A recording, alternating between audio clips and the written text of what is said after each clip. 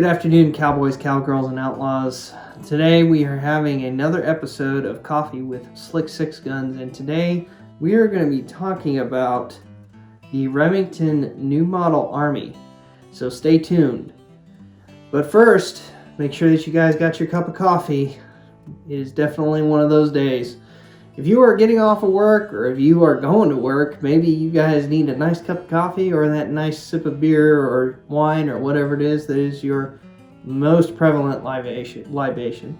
And so let's have a drink together and talk about this awesome gun. All right, so this thing has been safety checked off camera, so I'm not too worried about it. Also, you'll see that the cylinder does not actually turn. It is non-functioning at this time, so this gun does need some work. But I am going to go ahead and talk about a few points with you. It is a new gun to the collection. I'm going to talk to you about why I got it, how much I paid for it, and also my first impressions, good and bad, so please stay tuned. Alright, so we're going to go ahead and do a quick overview of the Revolver, and I'm just going to show you by pictures what it looks like. We're not going to talk about huge details. This is not a historical video, so please do not kill me in the comment section. Alright, so these are actually two-piece wood grips here. You're going to see that the wood on this Revolver is actually kind of different compared to a lot of replicas. You would say that it doesn't really have that red tinge to it that you're going to see with other Revolvers. That means that maybe at the time this is what the company decided to come out with. This is not this is not an original purchase by me. This is actually a used gun, so I'm gonna preface that with everyone.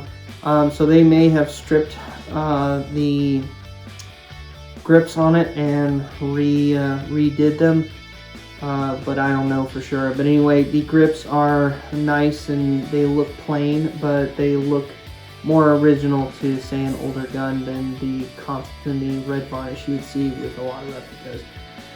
It's a blued cylinder. Also, the top strap is blued. It's slightly faded, I think, just due to use, or just wasn't taken care of. I don't know. That's up for debate. Anyway, moving down to the barrel. The barrel is octagonal in shape, and it is also blued as well. So is the loading lever right here. So if you guys notice that it also has a brass trigger guard, and it is circular. And you'll see that the trigger is actually a little bit more wider compared to a Colt Single Action Army style or a Colt 1861, Colt 1868. Boy, I'm having a hard time here. Colt 1860 Army, which is kind of the rival to this gun, or this gun was rival to. So you'll see that it also has the rear sight is located in the top strap. You are going to see that this has a top strap for a cap and ball revolver. That's what this company did. There were others, but Colt's, which is one of the ones that was one of the major major contracts to the United States government at the time. This was one of their competitors, and Colt's at the time did not have a top strap.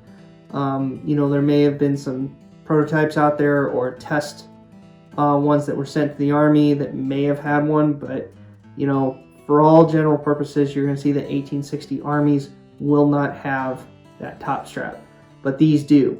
It also has a sight that is integral with this top strap, and the barrel has a front sight post that is rather tall, which, not to say that its rival is not tall at all, but it's definitely differently shaped, and I'm sure that it's going to have a different or similar, it's going to have a similar impact on shooting it.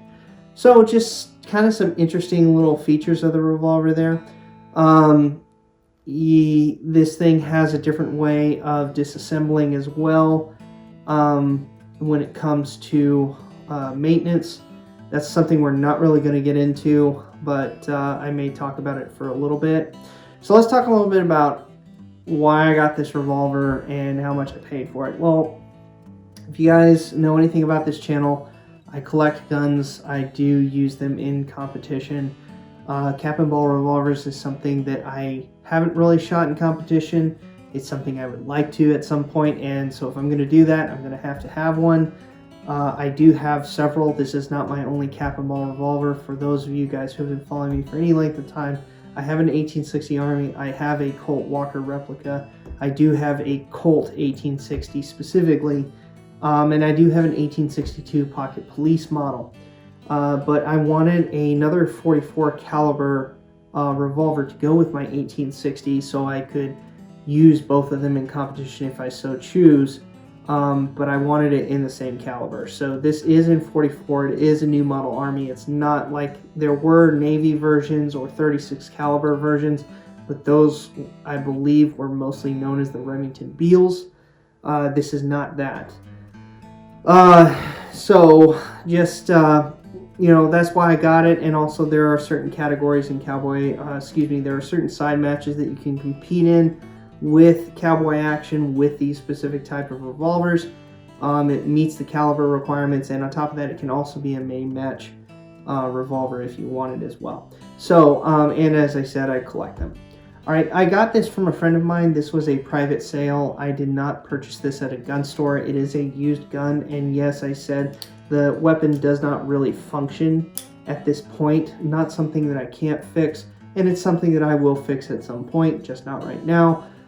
So for right now, it is in a non-firing configuration, sad to say. But the person who gave it to me, I'm very thankful for the fact that they were willing to include this in a package deal. I bought 4 guns off of them for roughly $275. So I am going to say that if you were to divide 275 by 4, which, I'm terrible at math, you're looking at roughly about 50 to $80 per gun that I got from them. So definitely sub $100 on my purchase on this. So thank you so much for letting us get this and get it on the channel. You are very gracious. If you have a chance to get a revolver under, a percussion revolver under that type of price point, I highly recommend it. Please jump on that. If not, I haven't done the full research on how much these actually cost, but I will say that you're definitely looking at above $300 for something like this. So, it was a good deal. So yeah, thank you. And shout out to the person who got this for me. Thank you so much. Let's go ahead and talk a little bit about my first impressions of this revolver.